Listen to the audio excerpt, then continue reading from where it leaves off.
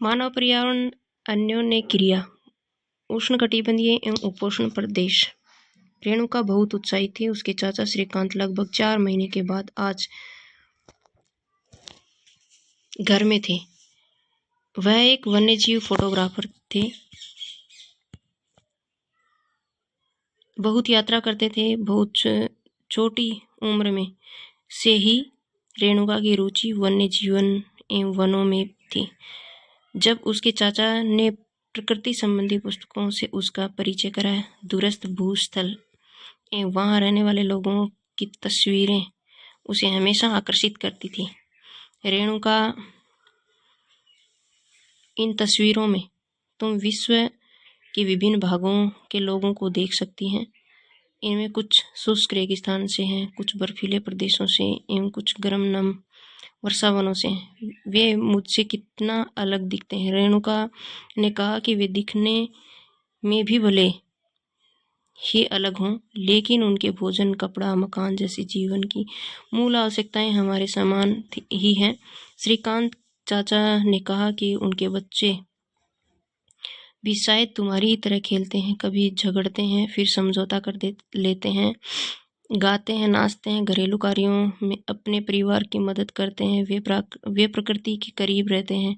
जीवन की शुरुआत में ही प्रकृति की देखभाल करना सीख जाते हैं। वे मछली पकड़ना एवं वनों की सामग्री एकत्रित करना सीख जाते हैं। जब स्पेन के अन्वेषकों ने इस नदी की खोज की, तब सिर पर सुरक्षा कवच, हेडगियर एवं घास के स्कर्ट पहने कुछ स्थानीय आदिवासियों ने उन पर आक्रमण किया। इन आक्रमणकारियों ने इन्हें प्राचीन रोमन साम्राज्य के एमेंजोस नामक महिला योद्धाओं को आक्रामक समूह की याद दिला दी। इस प्रकार यहाँ का नाम अमेजन पड़ा।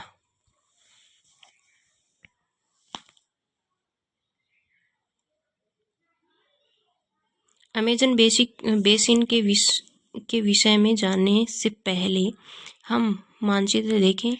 ध्यान दें कि उष्णकटिबंधीय प्रदेश कर्क रेखा एवं मकर रेखा के मध्य है। भूमध्य रेखा के 10 सेंटीमीटर उत्तर से 10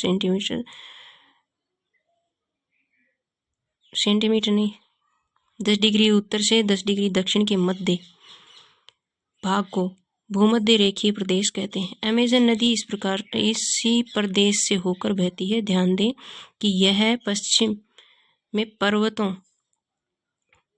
से निकलकर पूर्व में अंध महासागर में कैसे पहुंचती है। जिस स्थान पर कोई नदी किसी अन्य जलराशि में मिलती है, उसे नदी का मुहाना कहते हैं। अमेजन नदी बहुत सारी सहायक नदियां मिलकर अमेजन बेसिन का निर्माण करती हैं। यह नदी बेसिन ब्राजील के भागों में, पेरू के कुछ भागों में, बोलिविया, इक्वाडोर, कोलंबिया, वेनेजुएला के छोटे भाग में अपवाहित होती हैं। क्या इस बेसिन में स्थित उन देशों के नाम बता सकते हैं जिनसे भूमध्य रेखा गुजरती है? सहायक नदियां। यह छोटी नदियां होती हैं जो मुख्यतः नदी में मिलती हैं। ये नदी अपनी सहायक नदियों के साथ जिस क्षेत्र में पानी को बहा कर ले जाती हैं, वह उसका बेसिन अथवा जल संग्रहण क्षेत्र कहा जाता है। अमेजन बेसिन विश्व का सबसे बड़ा नदी बेसिन है। जलवायु। जैसा कि अब आप जानते हैं कि अमेजन बेसिन भूमध्य रेखा के आसपास फैला है और पूरे वर्ष यहाँ गर्म एवं नम जलवायु रहती है। यहाँ का मौसम दिन एवं रात दोनों ही समय लगभग समान रूप से गर्म एवं आर्द्र होता है तथा शरीर में चिपचिपाहट महसूस होती है। इस प्रदेश में लगभग प्रतिदिन वर्षा होती है और वह भी बिना किसी पूर्व चेतावनी के। दिन का तापमान उच्च एवं आर्द्रता अति उच्च होती है। रात के समय तापमान कम हो जाता है, लेकिन आर्द्रता वैसी ही बनी रहती है। वर्षा। इन प्रदेशों में अत्यधिक वर्षा के कारण यहाँ की भूमि पर सघन वन उग जाते हैं।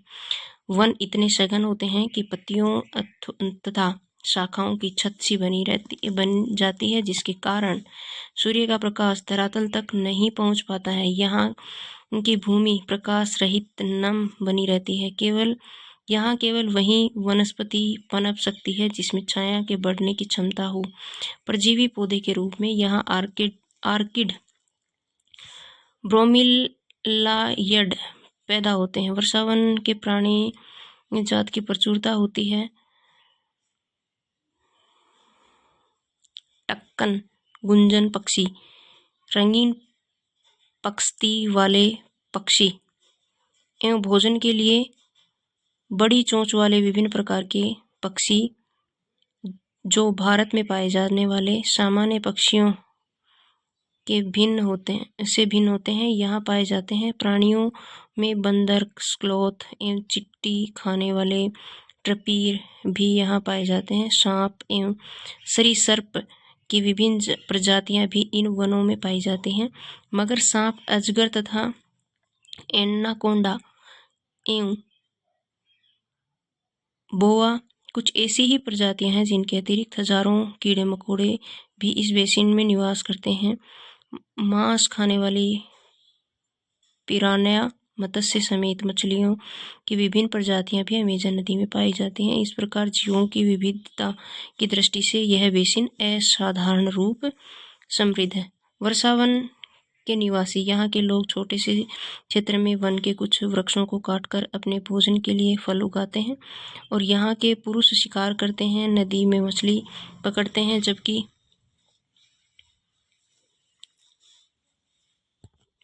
महिलाएं फसलों का ध्यान रखती हैं। वे मुख्यतः टेपियोका, अनानास एवं शकरकंद उगाते हैं क्योंकि मछली या शिकार मिलना अनिश्चित होता है। ऐसे में महिलाएं ही अपनी उगाई साग सब्जियों से अपने परिवार का भरण पोषण करती हैं। वे कर्तन एवं दहन कृषि पद्धति का प्रयोग करते हैं। इसका मुख्य आहार मैनियोक है, जिसे कसावा भी कहते हैं। यह आलू की तरह जमीन के अंदर पैदा होता है। ये चींटियों की रानी एवं अंडकोश भी खाते हैं। काफी, मक्का एवं कोको जैसी नदी फसल भी यहाँ उगाई जाती है। वर्षावन अत्यधिक मात्रा में घरों के लिए लकड़ी प्रदान करते हैं। कुछ परिवार मधुमक्खी के छत्तों के आकार वाले छप्पर के घरों में रहते हैं, जबकि कुछ लोग मेलोका कहे जाने वाले बड़े अपार्टमेंट जैसे घरों में रहते हैं जिनकी छत तीव्र ढलान वाली होती है। अमेजन बेसिन के लोगों का जीवन धीरे धीरे बदल रहा है। पुराने समय में वन के अंदर पहुंचने के लिए नदी मार्ग की एकमात्र उपाय था। 1970 में ट्रांस अमेजन महामार्ग बनने से वर्षावन के सभी भागों तक पहुंचना संभव हो गया है। अनेक स्थानों पर पहुंचने के लिए हवाई जहाजों और हेलीकॉप्टरों का उपयोग किया जाता है। इस प्रक्रिया के फलस्वरूप वहां की मूल आबादी को उस क्षेत्र से बाहर निकालकर नए क्षेत्र में बसना पड़ा, जहां वे अपने पौराणिक तरीके से खेती करते रहे। विश्व की गतिविधियों के कारण जैविक विविधता वाले वर्षावन धीरे धीरे नष्ट होते रहे हैं। ऐसा अनुमान है कि प्रति वर्ष अमेजन बेसिन के वर्षावन का बड़ा भाग लुप्त होता जा रहा है।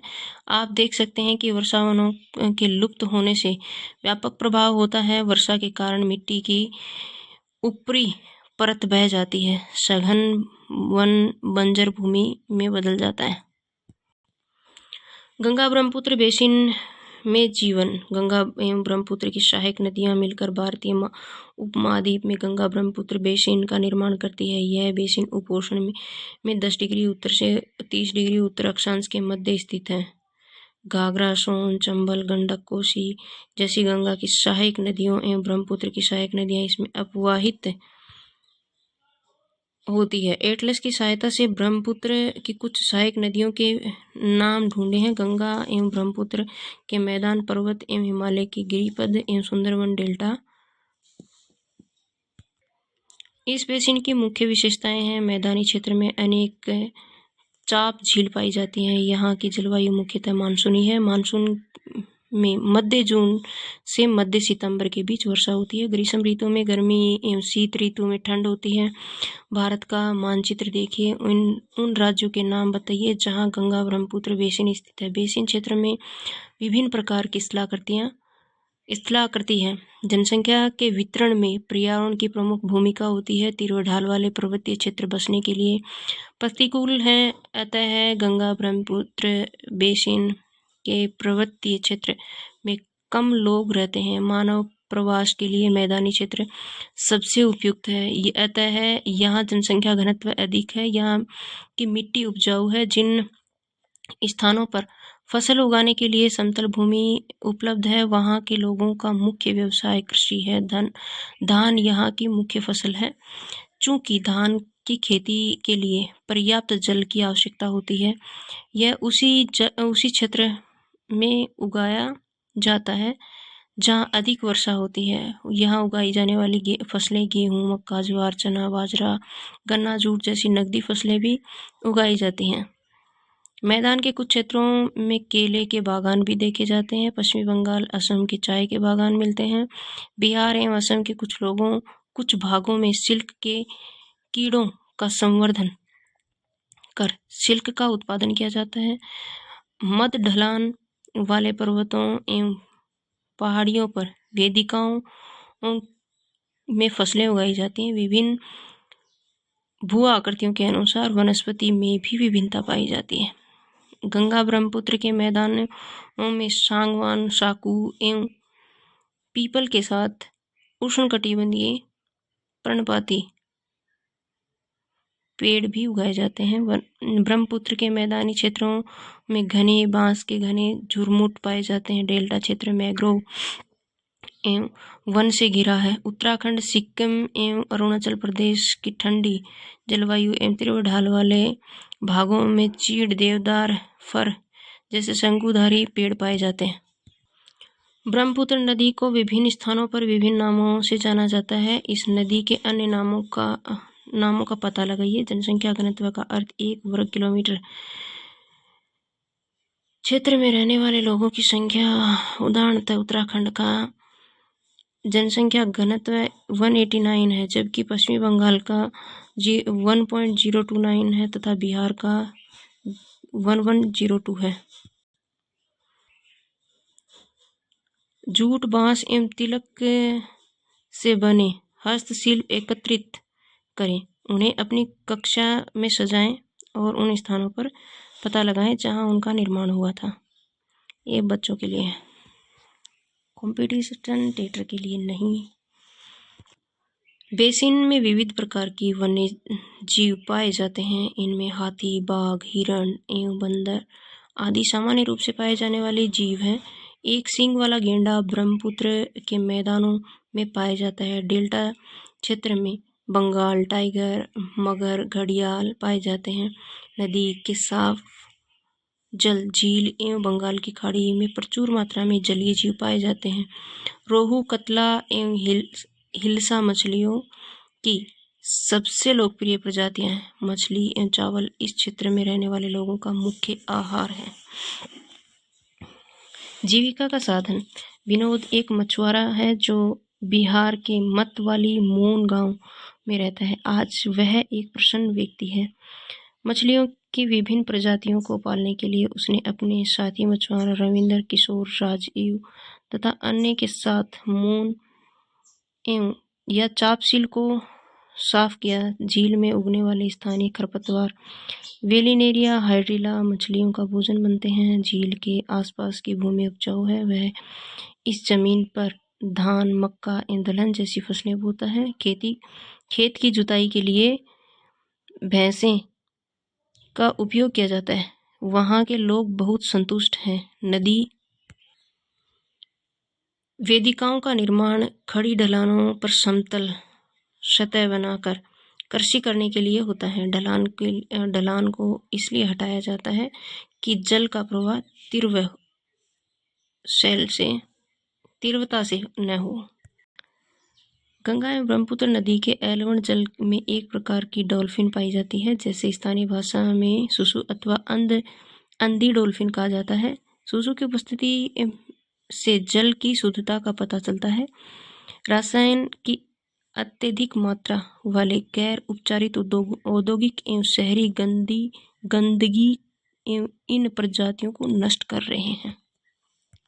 नदी में पकड़ने एवं खोज खाने व बेचने के लिए काफ़ी मछलियाँ हैं, जिन्हें पकड़कर वो पास के शहरों में भी बेचते हैं। यह समुदाय प्रकृति के साथ समरसता बना कर रहता है। जब तक पास के शहरों का प्रदूषण इस झील तक नहीं पहुंचता है, तब तक मत्स्य पालन को कोई खतरा नहीं है। सार्वभौमिक स्वच्छता कवरेज प्राप्त करने और स्वच्छता पर ध्यान केंद्रित करने के प्रयासों में तेजी लाने के लिए भारत के प्रधानमंत्री ने 2 अक्टूबर 2014 को स्वच्छ भारत मिशन का शुभारंभ किया है।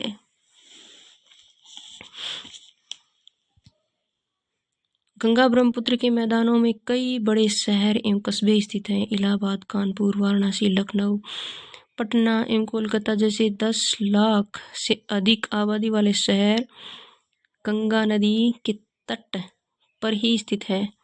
इन शहरों तथा यहाँ स्थित उद्योगों का गंदा पानी बहकर नदी में ही जाता है, जिससे नदी प्रदूषित होती रहती है। बेसिन में यातायात का सुविकसित तंत्र उपस्थित है। आप देख सकते हैं कि गंगा ब्रह्मपुत्र बेसिन में यातायात के 4 मार्ग सुविकसित हैं। मैदानी इलाकों के लोग सड़क मार्ग एवं रेल मार्ग द्वारा एक स्थान से दूसरे स्थान तक जाते हैं। नदी के तटीय क्षेत्रों में जल मार्ग यातायात एवं प्रभावशाली माध्यम है। कोलकाता हुलसी नदी पर स्थित एक महत्वपूर्ण पतन है। मैदानी क्षेत्र में कई बड़े हवाई पतन भी स्थित हैं। पर्यटन इन बेसिन की एक महत्वपूर्ण क्रिया है। आगरा में यमुना के किनारे स्थित ताजमहल, इलाहाबाद में गंगा एवं यमुना नदी का संगम, उत्तर प्रदेश एवं बिहार में बौद्ध स्तूप, लखनऊ का इमामबाड़ा, असम का काजीरंगा एवं मानस वन्य जीव प्राणी अभयवनता, अरुणाचल प्रदेश की विशिष्ट जनजातीय संस्कृति जैसे कई दर्शनीय स्थल हैं।